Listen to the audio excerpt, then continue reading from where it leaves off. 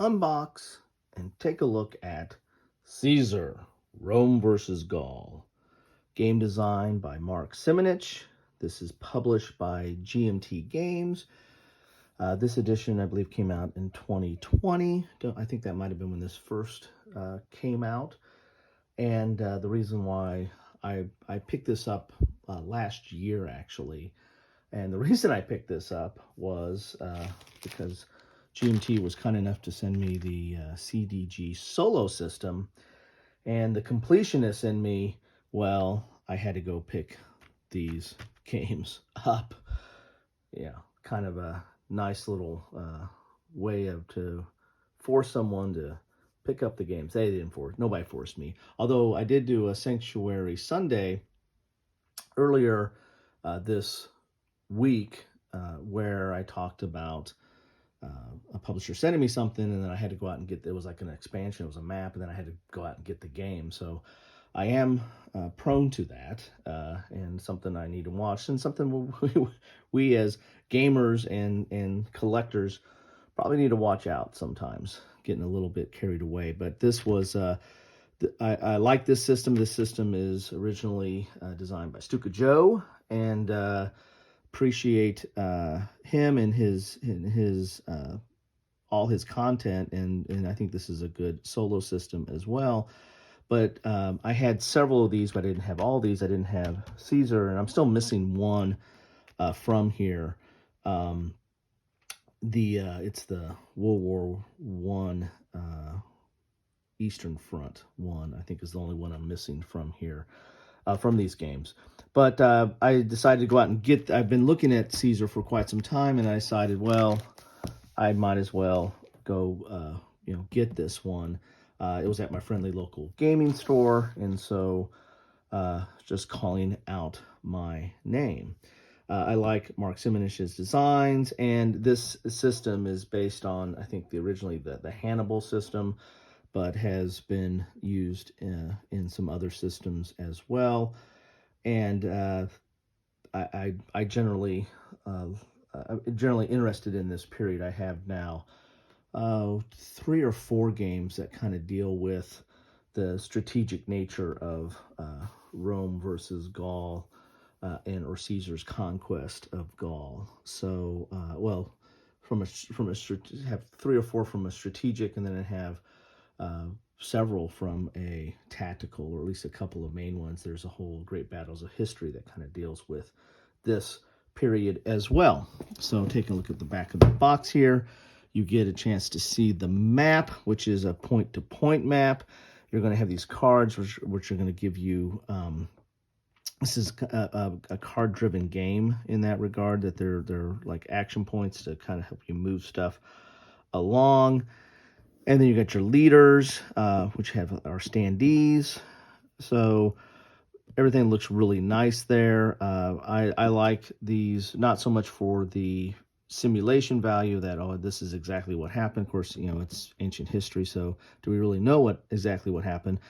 But the fact of how it merges a simulation to kind of give you some history, and then there's usually, the cards usually have a little bit of context, or give you a little bit more context and history as well, but the gameplay. So I think these have a tendency to, card-driven games have a tendency to merge both simulation and gameplay, and they probably tend to lean a little bit more on the gameplay side, and not be a true representation of history all the times. But I do still enjoy them very much for that effect of how you can, that they're usually highly playable, but yet you do get a feel or a taste of the history as well.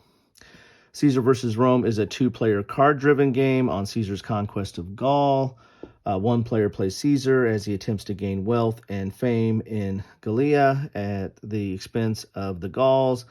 The other player controls all the independent tribes of Gaul as they slowly awake to the perils of Roman conquest. Caesar versus Gaul uses many of the core rules and systems used in Hannibal, Rome versus Carthage. That's that one I was mentioning to you. Players are dealt 8 cards at the start of each turn and use their cards to move their armies and place control markers. Units are individual Roman legions or Gallic tribes. Each turn represents 1 year. The game covers the height of the Gallic Wars, the period between 57 BC and 52 BC, when Caesar campaigned back and forth across Gaul, putting down one rebellion after another and invading Germania and Britannia.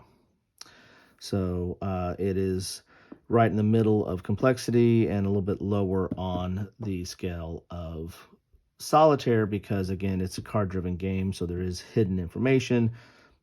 The other side's going to have a hand that they're going to be playing cards from to conduct their campaigns and conduct their operations. So there you have it. Let's get inside the box and take a look at this here. And I'll put a link to the CD solo system as well so that you all can take a look at that. As I said, that covers numerous games. And as solo systems go, it's not necessarily it's not meant to be telling you every single thing you need to do. It's not a complete AI or bot. It's more of a system that deals with card-driven games, right? Because when you have a card-driven game, you can't, as you said, you have hidden information and you have someone making a decision. I just can't get hold of that. Making decisions on how to play those cards. And so what the CDG solo system does, it takes that part out of the equation. So it basically decides what cards from a random hand, it's going to decide what cards should be played. Now you still got to make the decision of what's the best way to implement those cards, or how would the enemy best attack you or go after your positions. But at least it increases the scale of being able to be played solitaire. It makes it a little bit more solitaire friendly and deals with that aspect of the game. So nice game box, typical GMT box here, thick. Here are the rules here. Rulebook is got an index on the back. So the rulebook itself is 23 pages, but it looks like it's got a extended example of play there. And so really it's 19 pages, and it's like 18 and some pages. It's not even a full 19 because you got some hints on play and credits, but your how to win is on page 19. It's dual column, it's color with some counters and examples. It's got highlighted examples of play in there as well. This little blue highlighting here or shading. This is a very much a strategic or operational type game. You've got supply, you've got a winter phase, you've got, it's basically looking at it from a longer period of time. I think, what does it say? A turn was a year. Sieges and subjugation. You've got a whole extended battle example here in the margins. Battles here.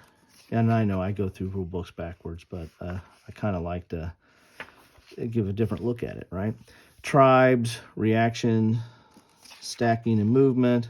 So as you can see, there's quite a bit of rules, but yet, and it has the case system, but there's a lot of examples and color strewn throughout here. So it's not that dense when you're trying to go through the rules. Here's leaders, here's control. Big aspect of the game is put in a lot of CDGs, but especially in this series, is control markers. The strategy phase, and here's your sequence of play outline here. Setting up the game. You get a little example of the counters there. So you're going to have a tribe name, battle rating, combat strength, movement allowance, and a rival province. And then you got a reduced side as well. So you got quite a bit of information on all those units there. You have leaders, which you have your battle rating, command rating, and movement allowance. And then the map, explaining some of the aspects of the map there. So the rules look good or solid to get into. We've got some counters here. We got 2 counter sheets, and these are nice big counters, and I always find GMT counters kind of punch out nicely. I don't clip them, and they're decent thickness. Nice counters there. Not a ton of counters, right? I mean, this is not a heavy, intensive game. This is, again, more strategic. It's card-driven, and you're dealing with it over a longer period of time. Here's Caesar here. And I'm not even going to try to pronounce his name. I've tried it before, and I failed miserably. But just know that important Gaul to go after. There's an important German to go after. And these are double-sided. Your control markers, are basically the same on each side there. You've got a player aid. You should have 2 of these at least. Yeah, 2 player aid cards here. Gives you your battle table, siege table, interception. And that when you have a point-to-point and card-driven, there's usually like an interception rule or process to do that, kind of stop them from going to a space. Storms at sea. And then here on the back, you've got your sequence of play, your list of actions, which you're going to use those action cards for, or the activation cards. Don't know what they call them in there, what kind of points they call them on the cards that you use for your actions. Maybe action points. How about that? AP. Movement point cost, governance VPs. So we've got 2 of those player aids. Got a map here. Then we've got, oh wow, they get card sleeves. That's cool. Didn't know that. Card sleeve. That's the first time I've seen a GMT game with card sleeve. You got your standees because there's 3 leaders, so you got to have your standees. You've got dice. Then you've got cards. So let's take a look at the cards here. That's a surprise seeing the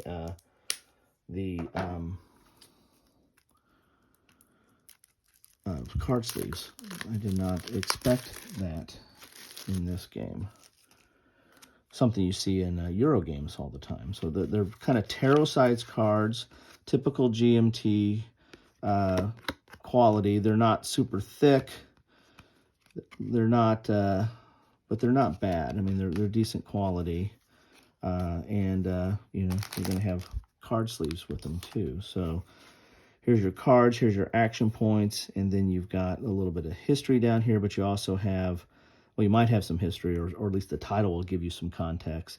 But then it gives you, this activate Caesar and any one legate, then use the 3 action points. So this gives you some event or some additional ability on the game. And so you're not going to really have a history written on these cards, but the context gives you some, like from the title, gives you a little bit of history in here as well. And might make you, well, I need to go research that and learn a little bit more about that. If you don't know it already, if you're such a history buff, you might know a lot of the context that come with these cards. So, and I imagine the blue is for the Gauls, the red's for the Romans, and there's some neutral cards as well. I haven't played Hannibal in a while, so I need to go back and check, freshen up on my rules. So a lot of nice cards in there, and you'll be able to sleeve them as well. So let's take a look at the map. Typical GMT fashion on games like this is a mounted map, sealed for your enjoyment. Here we go. Sometimes these are hard to get out. They just fit over the side there. There we go. And, ooh, fold this. I might have to go up periscope on this one to get a better view of this. Oh, I got some morning glare there. Let's try to get this to the point where we can see this without so much of the morning glare. So there you have it. You've got a turn rack track here from 57 BC to 52 BC. You've got areas and then connections between them. That's how you would travel on this map. You've got some circles and some squares down here, and even some hexagons. I imagine they represent different things. Oh, you can see it up here at the top of the map here. Let's take a look here. You've got, that's a space, that's Germania or Britannia victory point space if it has a star in it, like this here. You've got a stronghold as a hexagon, and a walled city is a square. Straight, solid lines are paths, dotted lines are rough paths, and then you've got some channel crossings, which are like little dots. You've got ports. Here, these are ports with the ship on the side. You've got governance points, which are in this blue here, and then you've got penalty for no control, which are like down here. Some of these penalty for no control. You've also got an army holding box. This was like it's the Roman army holding box here. Governing points, kept legate, and eliminated legions down here. You've got tribes eliminated, so you're going to get some victory points for that. This is for Rome's. This is Rome box here. Caesar's victory points. Then you've got combat units via events, so you'll put them out here, and then maybe they come onto the board later. The Gallic Council box. And then, of course, you've got a key for some of the different regions are color-coded. So there you have it.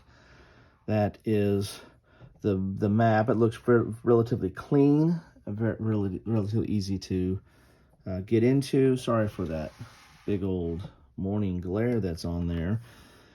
Here's submitted tribes, naval supremacy, some stuff for Britannia up there. So I like it. I'm liking it, yeah.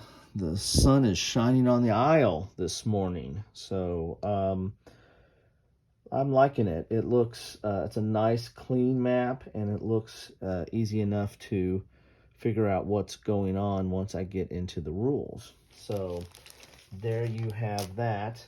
This is Caesar, Rome versus Gaul. This is what you get in the box of that game, and very interested in getting this to play.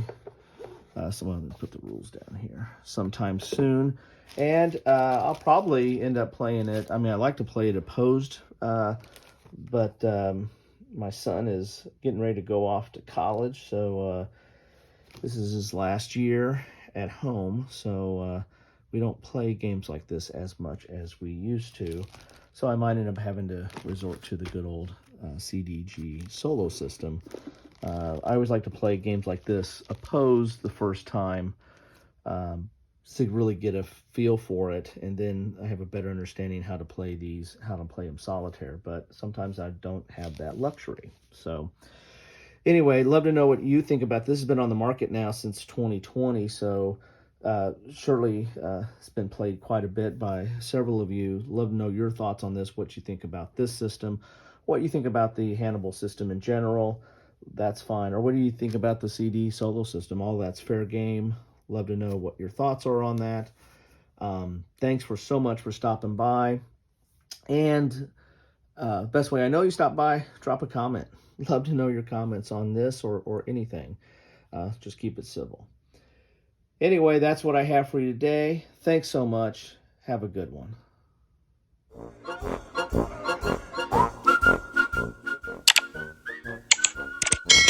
Thanks for watching.